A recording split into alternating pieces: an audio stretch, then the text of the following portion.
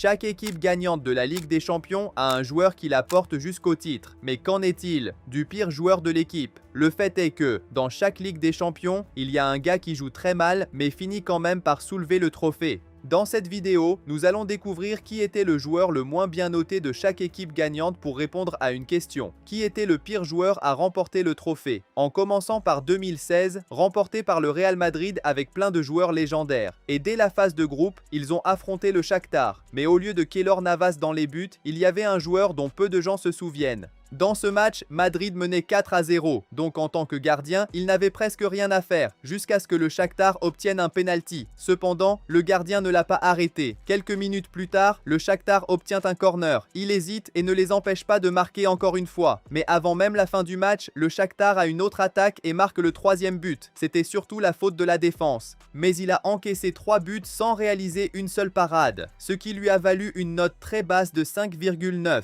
Son nom était Kiko Casilla, que Marca considère comme l'un des plus grands flops de transfert de l'histoire du Real Madrid. Pourtant, Zidane lui donnerait une autre chance contre Malmö, où cette fois, il a réussi à effectuer une parade. Mais après cela, Keylor Navas est revenu et Casilla n'avait aucune chance de reprendre sa place, le laissant sur le banc. En combinant ces deux notes, il a fini par être le joueur le moins bien noté de l'équipe, 6,6. Mais il reste tout de même très bon comparé à d'autres joueurs que nous verrons dans cette vidéo. Nous allons faire un classement pour découvrir qui finira comme le joueur le moins bien noté. Maintenant, en 2017, le Real Madrid a gagné à nouveau, mais un joueur a joué beaucoup plus mal. Lors de la phase de groupe, Madrid affrontait le Legia Varsovie de Pologne, mais Marcelo n'était pas apte à jouer. Alors à sa place, il y avait un arrière-gauche qui avait toujours des problèmes de blessure, Fabio Coentrão. Donc, quand il a été mis titulaire, c'était sa chance de briller, mais ce fut un désastre. Il a commis 4 fautes, s'est fait dribbler 2 fois, n'a réalisé qu'un seul centre et n'a remporté aucun duel au sol pour le ballon. Après 77 minutes de jeu, il a été remplacé. Lors du match suivant contre le Sporting, il est retourné sur le banc, jusqu'à ce qu'au cours de la seconde mi-temps, Marcelo se blesse. Zidane a donc été obligé de le remettre sur le terrain. Mais juste après être entré, il a touché le ballon de la main dans la surface, ce qui a donné un penalty au Sporting pour égaliser. Quel début! Dans les minutes suivantes, il n'a réalisé aucun centre, a à peine touché le ballon et a perdu la possession 4 fois, finissant avec une note encore plus basse. Coentrão lui-même a déclaré qu'il n'était pas au niveau du Real Madrid et qu'il n'était pas en condition pour jouer pour le club. Alors après d'autres blessures, Zidane ne l'a plus jamais fait entrer sur le terrain. Et après cette saison, il a quitté le club définitivement. Pourtant, Coentrão a quand même remporté sa médaille de vainqueur, finissant comme le joueur le moins bien noté parmi tous les joueurs du Real Madrid, avec une moyenne de 5,8. Mais finira-t-il comme le joueur le plus mal noté?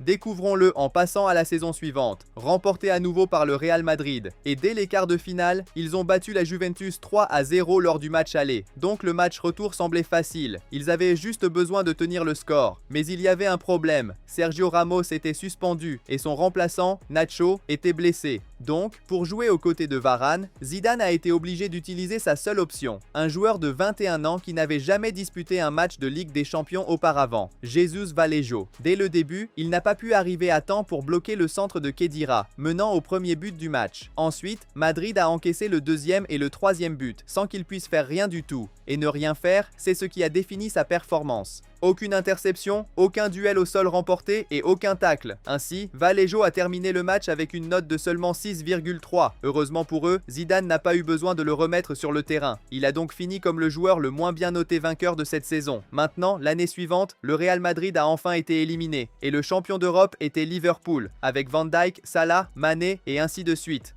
Mais un joueur qui n'a aucune aide apportée était Lallana. Lors d'un match de phase de groupe, il est entré depuis le banc à la 68e minute, mais sa performance était à oublier. Jouant comme ailier, il a raté le seul centre qu'il a tenté, perdu la possession 4 fois et a même manqué une occasion face au gardien. Son meilleur moment dans le match a été de subir une faute, finissant avec une note de 6. Mais Klopp lui a quand même donné une autre chance, contre le même adversaire, et cette fois en tant que titulaire. Mais en seulement 5 minutes, il a raté une passe, et juste après, a commis une faute. Puis peu de temps après, il est tombé en essayant de gagner le ballon, a commis une autre faute, perdu la possession, et avant la mi-temps, est entré trop fort et a reçu un carton jaune.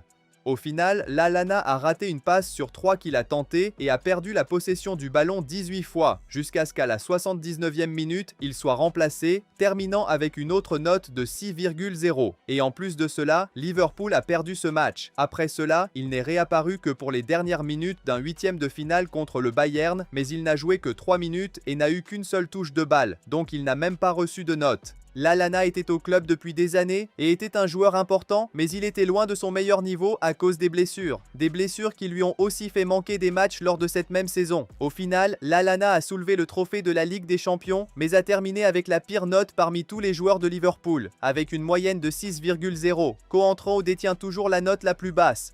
Alors passons à la saison suivante, remportée par le Bayern. Et parmi des joueurs comme Lewandowski et Kimmich, il y avait un gars dont même le président du club a dit qu'il devrait trouver une autre équipe pour jouer. Lors du deuxième tour de la phase de groupe, le Bayern affrontait Tottenham à Londres. Et en défense, il y avait Boateng et Sule. Mais en seulement 12 minutes, Boateng n'a pas bien marqué Son, lui a laissé trop d'espace et il a marqué le but d'ouverture.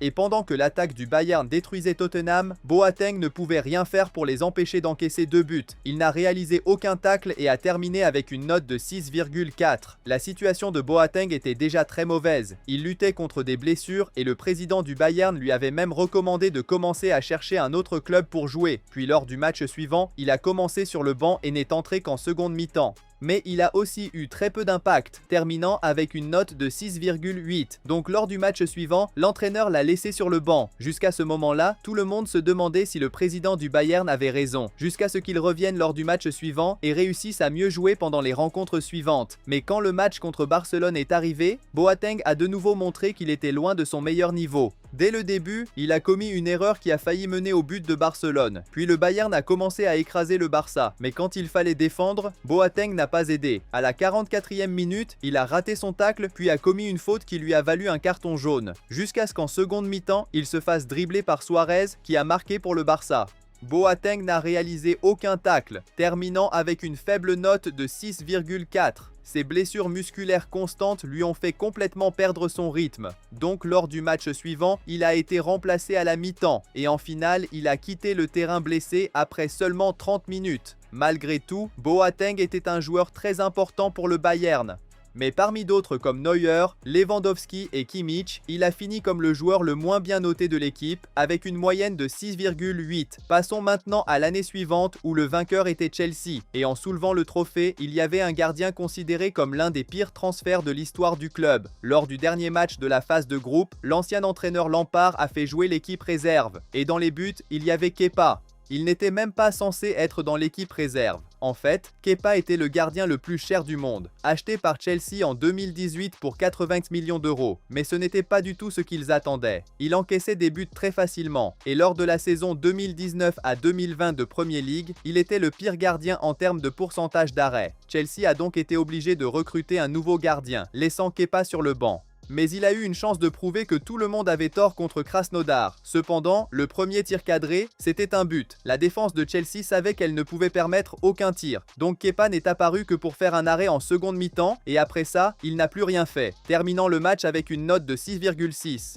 Il avait encore une chance de se rattraper, mais le nouvel entraîneur Thomas Tuchel ne voulait pas l'aligner en phase à élimination directe. Ainsi, parmi tous les joueurs de Chelsea qui ont remporté la Ligue des Champions, Kepa a terminé comme le joueur le moins bien noté. Maintenant, le pire joueur qui a remporté la Ligue des Champions 2022 était aussi considéré comme l'un des plus grands flops de transfert. 2022 était l'année où le Real Madrid a soulevé le trophée une fois de plus, et leur joueur le moins bien noté est entré sur le terrain lors du dernier match de la phase de groupe. Ce joueur avait rejoint le Real Madrid quelques années plus tôt pour 21 millions d'euros, et le club croyait tellement en lui qu'ils lui ont donné le numéro de Ronaldo.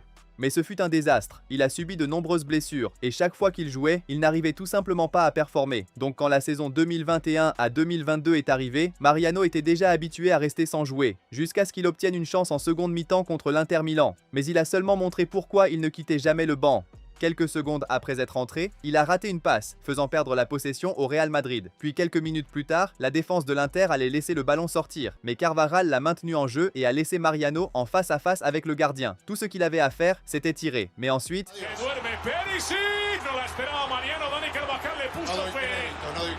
Si Mariano voulait prouver qu'il méritait plus de chance, il a fait exactement le contraire. Sur les 3 fois où il a touché le ballon, il a perdu la possession 2 fois. Il n'a également tenté aucun tir et a terminé le match avec une note de 6,0. En plus de ça, Mariano s'est blessé pour le match suivant. Mais même quand il était apte à jouer, il restait simplement sur le banc, donc il a remporté la Ligue des Champions avec la note la plus basse de tout l'effectif du Real Madrid. Juste pour vous donner une idée, Mariano a 12 buts et 10 titres avec le Real Madrid AHA. Maintenant, il est à égalité avec l'Alana. Mais en parlant de flop de transfert, nous arrivons en 2023, remporté par Manchester City. Et en soulevant le trophée avec eux se trouvait un joueur qui a fait regretter à Guardiola de l'avoir signé, Calvin Phillips. Il avait été acheté lors de ce mercato pour 49 millions d'euros. Il était considéré comme l'un des milieux défensifs les plus prometteurs de sa génération. Donc lors du premier match de Ligue des Champions de la saison, Guardiola a remplacé Rodri pour lui donner une chance. Mais cela s'est transformé en 12 minutes les plus invisibles du football. Il n'a eu que 15 touches de balle, n'a fait aucune passe dangereuse, et en tant que milieu défensif, il n'a récupéré le ballon pas une seule fois, terminant avec une note de 6,7. Et juste au moment où il devait reprendre confiance, il a subi une blessure à l'épaule, le tenant éloigné des terrains pendant des mois. Donc la prochaine fois qu'il a remis les pieds sur le terrain, c'était seulement en 8e de finale contre Leipzig.